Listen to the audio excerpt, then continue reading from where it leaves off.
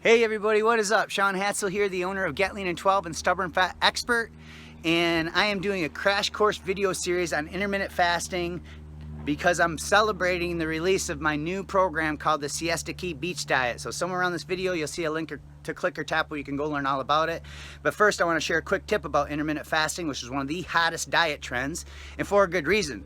It's one of the few dieting protocols that you can use where you don't have to worry about eating 5 or 6 small meals a day. You don't have to worry about exercising for hours on end, and you can still get away with having your red wine and a little bit of chocolate and dessert throughout the week without fat storage because of the very nature of how intermittent fasting impacts the hormones. Now, in this video, I want to quickly talk about amino acids because a lot of people will ask me, well, shouldn't I take amino acids during my fasted window to make sure I don't lose muscle? And the truth be told, when you're in a fasted state, your body releases the hormones that preserve muscle, and leucine has been shown, which is one of the main amino acids people take when they're fasting.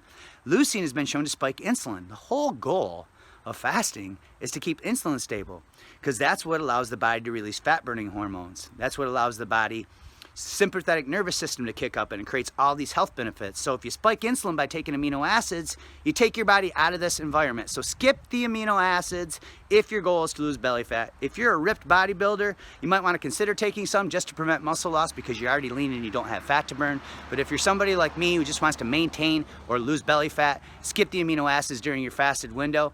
If you got something out of this, click the like button, click the share button. Thanks for watching this, and keep going strong.